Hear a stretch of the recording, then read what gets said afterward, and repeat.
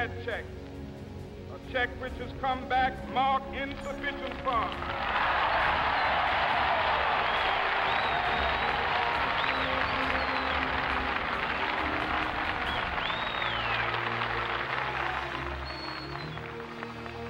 But we refuse to believe that the Bank of Justice is bankrupt.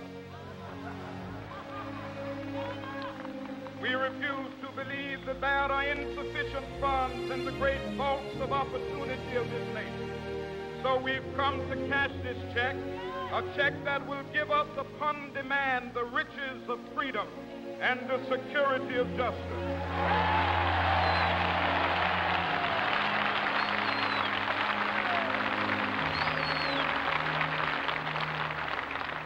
We have also come to this hallowed spot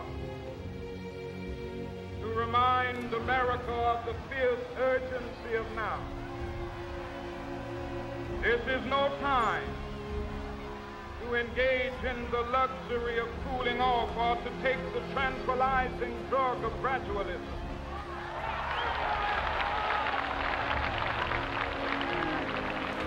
Now is the time to make real the promises of democracy.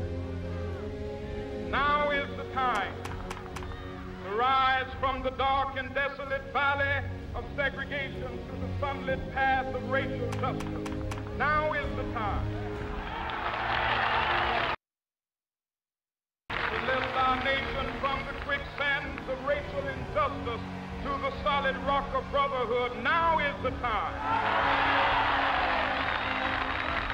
to make justice a reality for all of God's children.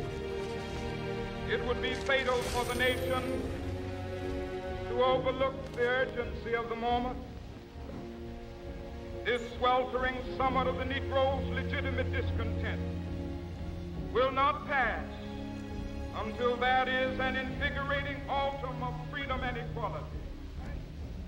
1963 is not an end, but a beginning. Those who hope that the Negro needed to blow off steam and will now be content will have a rude awakening if the nation returns to business as usual.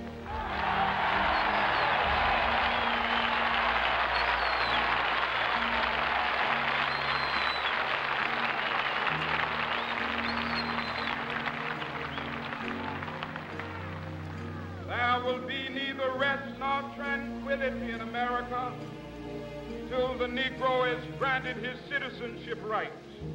The whirlwinds of revolt will continue to shake the foundations of our nation until the bright day of justice emerges. But that is something that I must say to my people who stand on the warm threshold which leads into the palace of justice. In the process of gaining our rightful place, we must not be guilty of wrongful deeds. Let us not seek to satisfy our thirst for freedom by drinking from the cup of bitterness and hatred.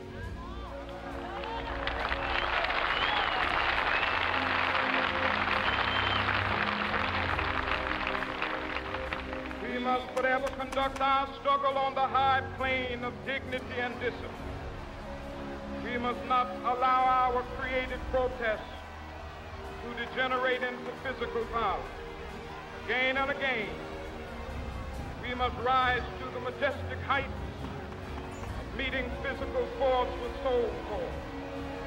The marvelous new militancy which has engulfed us must not lead us to a distrust of all white people. For many of our white brothers, as evidenced by their presence here today, have come to realize that their destiny is tied up with our destiny.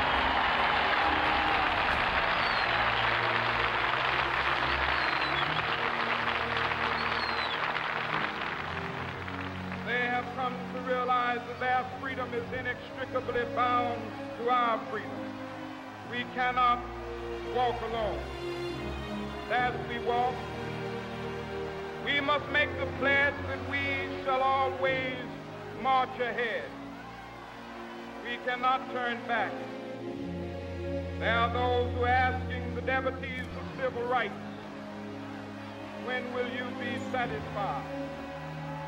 We can never be satisfied as long as the Negro is the victim of the unspeakable horrors of police brutality.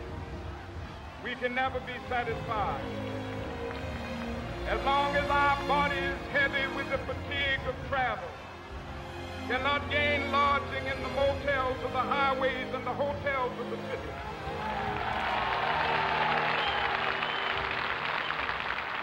We cannot be satisfied as long as the Negro's basic mobility is from a smaller ghetto to a larger one.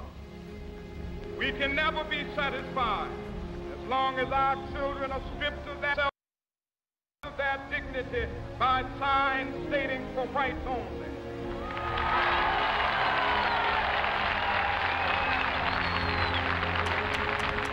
We cannot be satisfied as long as the Negro in Mississippi cannot vote and a Negro in New York believes he has nothing for which to vote.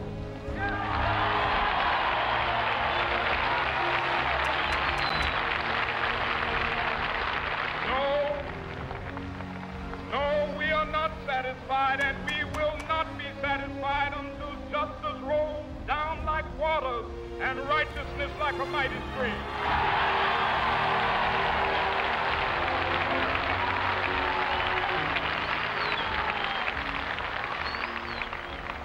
I am not unmindful that some of you have come here out of great trials and tribulations.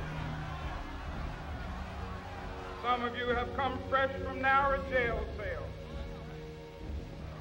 Some of you have come from areas where your quest for freedom left you battered by the storms of persecution, staggered by the winds of police brutality. You have been the veterans of creative suffering. Continue to work with the faith that unearned suffering is redemptive. Go back to Mississippi.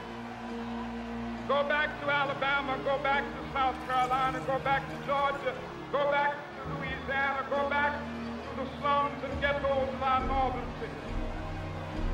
Knowing that somehow this situation can and will be changed. Let us not wallow in the valley of despair. I say to you today, my friend,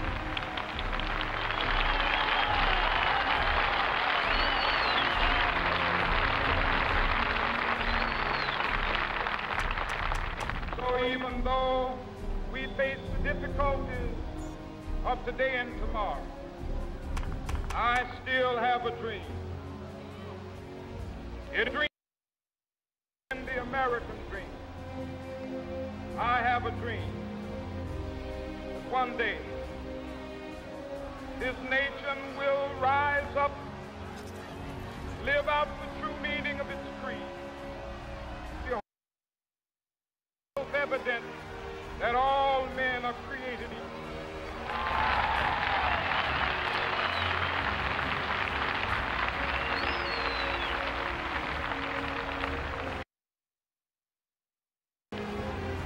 And one day on the Redfield shore,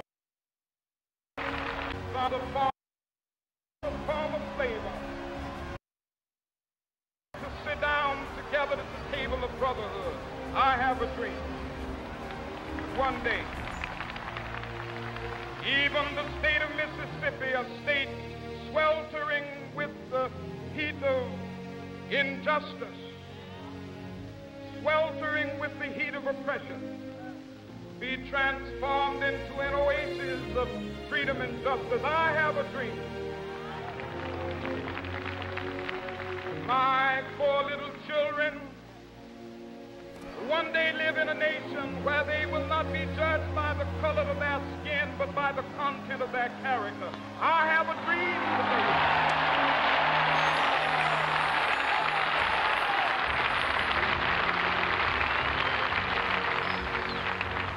I have a dream that one day, down in Alabama, with its vicious racists, with its governor having his lips dripping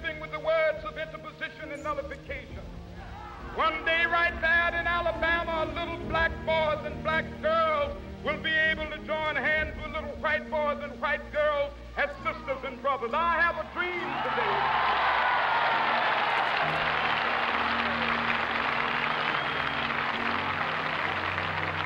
I have a dream that one day every valley shall be exalted. Every hill and mountain shall be made low, the rough places will be made plain, and the crooked places will be made straight, and the glory of the Lord shall be revealed, and all flesh shall see it together. This is our hope. This is the faith that I go back to the South with. With this faith, we will be able to hew out of the mountain of despair a stone of hope. With this faith, we will be able to transform the jangling discords of our nation into a beautiful symphony of brotherhood. With this faith, we will be able to work together, to pray together, to struggle together, to go to jail together, to stand up for freedom together, knowing that we will be free one day.